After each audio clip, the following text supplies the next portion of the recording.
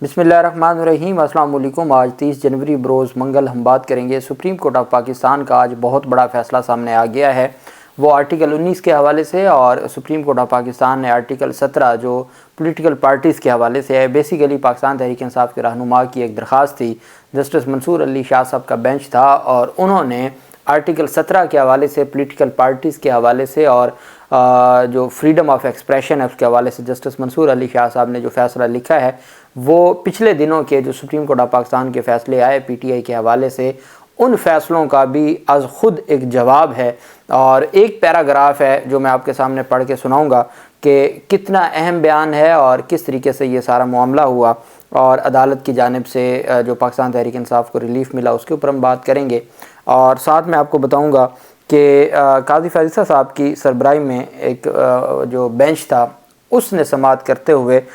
یہ مختلف درخواستیں تھیں جس پر قاضی فیصل صاحب کی سربراہی میں جسٹس مسرت ہلالی صاحبہ اور جسٹس محمد علی مظہر صاحب اس بینچ کا حصہ تھے۔ حلقہ این اے 105 ٹوبہ ٹیک سنگھ پی پی 234 وہاڑی کے امیدواروں کی کاغذات نامزدگی مسترد ہونے کے خلاف درخواستوں کو خارج کر دیا۔ قاضی فیض عیسیٰ صاحب بینچ نے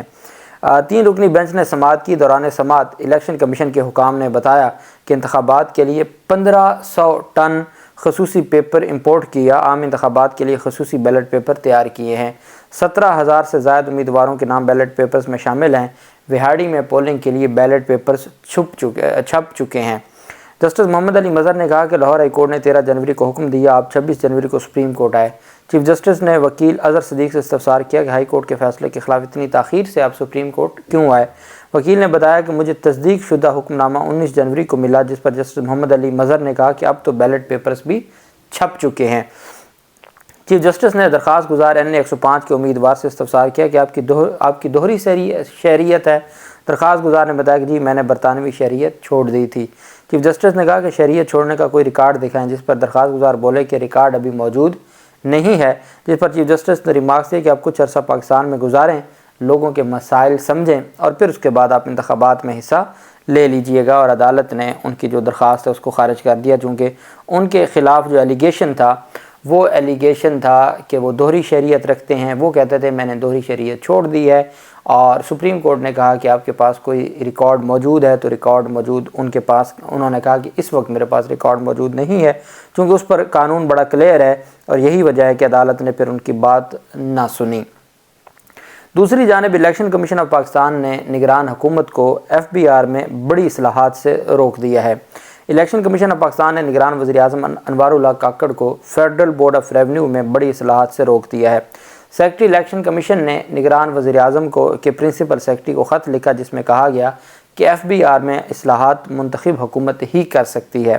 گزشتہ ہفتے وفاقی کابینہ نے ایک نئی بین الوزارتی کمیٹی تشکیل دی تھی۔ کمیٹی کا مقصد ایف بی آر کی ری اسٹرکچرنگ کے لیے 4 روز کی محدود ڈیڈ لائن کے اندر حتمی سفارشات پیش کرنا تھا، تاکہ مختلف ٹیکس گروپس کے درمیان فرق کو کم کیا جا سکے۔ یہ مجوزہ اصلاحات نگران وزیر خزانہ شمشاد اختر کی زیر قیادت ایک منتخب گروپ کے ساتھ بند کمرے میں کی جانے والی مشاورت کے دوران تیار کی گئی تھیں۔ تیار شدہ منصوبوں کی نگرانی کے لیے نئے وزیر کا انتخاب کرنے کی بجائے وفاقی کابینہ نے شمشاد اختر کو ہی بین الوزارتی کمیٹی کی سربراہ تعینات کیا۔ ذرائع کے مطابق ٹیکس حکام پہلے ہی نگران وزیر خارجہ کی جانب سے ٹیکس ایڈمنسٹریٹو میکانزم کی جانچ پڑتال میں اجلت اور مخصوص جو مداخلت پر تشویش کا اظہار کر چکے تھے۔ نتیجتاً اسٹیبلشمنٹ نے مداخلت کی تاکہ نقصانات کو کم کیا جا سکے اور وفاقی کابینہ کو سمری بھیجی جا سکے۔ اصلاحات اس وقت تک متوقع نتائج فراہم نہیں کریں گی جب تک سیاسی حلقے زرعی آمدنی اور سروسز پر ٹیکس لگانے کا تہیہ نہ کر لیں۔ پچھلے تجربات سے پتہ چلتا ہے کہ تبدیلیاں صرف اسامیاں بنانے اور مخصوص افراد کو فائدہ پہنچانے کے لیے ہی کی گئیں، اور اس کا کوئی فائدہ نہ ہوا، اور اس وجہ سے الیکشن کمیشن آف پاکستان نے اس کارروائی سے روکا۔ وفاقی policy board F P B کی تشکیل نو کی جائے گی، جس کی قیادت وزیر خزانہ کے پاس ہوگی۔ اب یہ تبدیلیاں جو تھیں کہ پہلی تبدیلی یہ ہوگی کہ جو ایف پی بی ہے وفاقی پالیسی بورڈ، اس کی تشکیل نو کی جائے گی، جس کی قیادت وزیر خزانہ کے پاس ہوگی۔ یہ بورڈ ٹیکس پالیسی اور انتظامیہ کے ماہرین اقتصادیات اور صنعت کے ماہرین پر مشتمل ہوگا، جس میں مفادات کا کوئی تنازع نہیں ہے۔ بورڈ کو ریونیو ڈویژن کے سیکرٹری رپورٹ کریں گے۔ ریونیو سیکرٹری کا تقرر کسٹمز یا IRS سروس کیڈر سے کیا جائے گا۔ بورڈ اور ریونیو ڈویژن کے سیکرٹری ٹیکس پالیسیاں تیار کریں گے، محصول کے اہداف تفویض کریں گے اور تمام اسٹریٹجک مسائل کو اسٹیک ہولڈرز کے ساتھ مربوط کریں گے۔ پالیسی کی تشکیل فائنانس ڈویژن سے بورڈ کو واپس بھیج دی جائے گی۔ یہ ان کی جانب سے فیصلہ کیا گیا تھا، جس پر الیکشن کمیشن آف پاکستان نے روک دیا ہے کہ فی الحال ایسی کوئی کارروائی یا ایسا کوئی بھی آپ کے پاس مینڈیٹ نہیں ہے، چونکہ یہ جو منتخب حکومتیں ہیں ان کا مینڈیٹ ہوگا، اس وجہ سے آپ فوری طور پر ایسی کوئی کارروائی نہ کریں۔ جیسے پشاور ہائی کورٹ کا پچھلے دنوں ایک فیصلہ آیا ہے اور انہوں نے ایک میڈیکل کالج کو یونیورسٹی کا درجہ دینے کا جو نگران صوبائی حکومت کا فیصلہ تھا، اس پر پھر عدالت نے روک دیا تھا اور عدالت کی جانب سے وہ فیصلہ سامنے آیا تھا۔ تو اب یہ الیکشن کمیشن کی جانب سے تفصیلات سامنے آئی ہیں۔ دوسری طرف جو بہت اہم ڈیولپمنٹ سامنے آئی ہے وہ ہے پاکستان تحریک انصاف کے رہنما کو انتخابات لڑنے کی اجازت دے دی ہے۔ ملک عمر فاروق کو انتخابات میں حصہ لینے کی اجازت دے دی ہے سپریم کورٹ آف پاکستان نے۔ اس میں سپریم کورٹ نے ہائی کورٹ کا فیصلہ کالعدم قرار دیتے ہوئے آزاد امیدوار ملک عمر فاروق کو انتخابات میں حصہ لینے کی اجازت دے دی ہے۔ سپریم کورٹ میں حلقہ NA 99 اور PP 107 فیصلہ آباد سے انتخابی جو اعتراضات تھے اس کیس کی سماعت ہوئی اور یہ جسٹس منیب اختر کی سربراہی میں 3 رکنی بینچ نے سماعت کی۔ سپریم کورٹ نے لاہور ہائی کورٹ کا فیصلہ کالعدم قرار دیتے ہوئے آزاد امیدوار ملک عمر فاروق کو انتخابات میں حصہ لینے کی اجازت دے دی۔ ملک عمر فاروق نے NA 99 اور PP 107 سے کاغذات نامزدگی جمع کروائے تھے۔ یہ وہ کیس ہے جس میں سپریم کورٹ آف پاکستان کی جانب سے آرٹیکل جو 17 ہے اور آرٹیکل 19 ہے اس کے حوالے سے بڑی تگڑی قسم کی آبزرویشنز آئیں۔ سپریم کورٹ آف پاکستان نے قرار دیا کہ the right is more precious in a free country than that of having a voice in the election of those who make the laws under which as good citizens we must live, کہ جب ہم انتخابات کی بات کرتے ہیں تو انتخابات کا ہونا اور اس میں امیدواروں کو انتخابات میں حصہ لینے دینے کا جو رائٹ ہے وہ اتنا اہم ہے کہ یہ وہ کام ہے جس میں وہ منتخب ہوتے ہیں، وہ پارلیمنٹ میں قانون سازیاں کرتے ہیں اور پھر جو قانون پر عمل درآمد کرنے والے شہری اس ملک میں رہتے ہیں جہاں یہ قانون سازی کرتے ہیں۔ یہ اتنا اہم ایک ان کی ذمہ داری ہوتی ہے۔ وہ other rights even the most basic are if the right to vote is undermined، کہ اگر آپ اس کا جو رائٹ آف ووٹ ہے اس کو انڈرمائنڈ کر دیں تو باقی جو حقوق ہیں وہ آپ دیں بھی تو اس کا کوئی فائدہ نہیں ہے، چونکہ جو بیسک حق ہے وہ ووٹ دینے کا حق ہے یا الیکشن کا حق ہے یا انتخابات لڑنے کا حق ہے۔ The right to form or be a member of a political party under article 70، جو آرٹیکل 17 ہے اس کا سب آرٹیکل 2 ہے، جس میں کسی بھی پولیٹیکل پارٹی کا ممبر ہونا ہمارے کانسٹیٹیوشن میں اس کو پروٹیکشن دی گئی ہے کہ آپ کسی بھی سیاسی جماعت کا حصہ ہو سکتے ہیں۔ یہ آرٹیکل 17 سب آرٹیکل 2 کہتا ہے includes not only the right to contest elections, کہ نہ صرف انتخابات لڑنا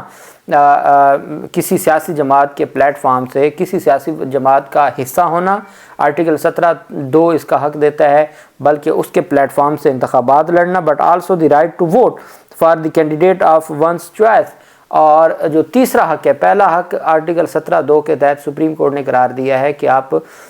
کسی سیاسی جماعت کا حصہ ہونا، دوسرا اس سیاسی جماعت کے پلیٹ فارم سے انتخابات میں حصہ لینا، تیسرا جو ووٹرز ہیں ان کا اپنی مرضی اپنی چوائس کے امیدوار کو انتخابات میں حصہ لینے کا جو اپنی مرضی کے امیدوار کو ووٹ دینے کا حق ہے۔ یہ 3 ایسے حق ہیں جو آرٹیکل 17 کور کرتا ہے، اور یہ ایسے حقوق ہیں کہ اگر آپ ان کو سلب کر لیں یا آپ ان حقوق کو انڈرمائنڈ کریں اور آپ ان کو باقی حقوق دے بھی دیں تو یہ بیسک ہے جس کی بنیاد پر پارلیمنٹ بنتی ہے، وہ قانون سازیاں کرتی ہے اور ان قانون سازیوں میں پھر جو شہری ہیں وہ پرامن طریقے سے رہ سکتے ہیں۔ تو یہ بیسک رائٹ سپریم کورٹ نے قرار دیا۔ when viewed against the backdrop of the constitutional value of political justice، جب ہم سپریم کورٹ نے کہا کہ ہم دیکھتے ہیں کہ جو سیاسی انصاف ہے article 17(2) remains hollow unless it also recognize the right of citizen to choose their representatives، کہ سپریم کورٹ نے کہا کہ یہ ایک بڑا مقدس، اگر جب ہم بات کرتے ہیں سیاسی انصاف کی تو آرٹیکل 17 میں جو یہ آرٹیکل 17 ہے یہ ایک مقدس حق ہے، unless it also recognize the right of citizens to choose their representatives، کہ جب تک آپ شہریوں کو ان کی مرضی کے امیدواروں کو منتخب کرنے کا حق نہیں دیتے تو پھر جو آرٹیکل 17 ہے اس کا مطلب اس کے اوپر عمل درآمد نہیں ہو رہا اور وہ ملک میں لاگو نہیں ہے۔ choose their representatives fairly and freely from amongst the candidates، کہ تمام امیدواروں میں اپنی مرضی کے امیدوار کو منتخب کرنے یا ان کو ووٹ دینے کا جو حق ہے اگر وہ آپ چھین لیتے ہیں تو آپ باقی جو آئین میں دیے گئے حقوق ہیں پھر ان کی حیثیت ختم ہو جاتی ہے۔ The right of citizens to participate in national elections as voters is the core of the democratic form of governments. This right is also an expression of the choice of citizens which finds further support under Article 19 of the Constitution، کہ supreme court نے کہا کہ جو اپنی مرضی کے candidate ہے اس کو آپ جب ووٹ کرتے ہیں یا آپ اس کا اظہار کرتے ہیں کہ میرا یہ امیدوار ہے تو یہ آرٹیکل 19 میں بھی اس کا اختیار دیا گیا ہے، فریڈم آف ایکسپریشن کا جو آرٹیکل ہے اس میں بھی یہ اختیار دیا گیا ہے اور اس سے بھی یہ اختیار واپس نہیں لیا جا سکتا۔ This right is also an expression of the choice of the citizens which finds further support under Article 19 of the Constitution. In exercise of these fundamental rights, citizens shape their destiny by forming the government they want۔ وہ جس طرح کی حکومت چاہتے ہیں وہ اس کو form کرتے ہیں اور ان کو کوئی روک نہیں سکتا۔ تو سپریم کورٹ آف پاکستان نے آرٹیکل 17 کے حوالے سے یہ کہا ہے کہ یہ اتنا اہم آرٹیکل ہے اور اس میں 3-4 چیزیں ہیں، وہ کسی سیاسی جماعت کا ممبر ہونا، کسی سیاسی جماعت کے پلیٹ فارم سے الیکشن لڑنا اور کسی سیاسی جماعت کے امیدوار کو ووٹرز کا ووٹ دینا، یہ تمام وہ حق ہیں جو سپریم کورٹ آف پاکستان نے قرار دیا ہے کہ اس کو یہ فنڈامنٹل رائٹس ہیں اور کوئی ان سے چھین نہیں سکتا۔ یہ فیصلہ جسٹس منیب اختر صاحب کی سربراہی میں 3 رکنی بینچ نے دیا ہے۔ وہ سوری میں نے سٹارٹ میں منصور علی شاہ صاحب کا کہہ دیا تھا، تو یہ منیب اختر صاحب کا بینچ ہے جس نے یہ فیصلہ دیا ہے۔ اللہ پاک پاکستان کا حامی و ناصر ہو۔ بہت شکریہ۔ اللہ حافظ۔ پاکستان زندہ باد۔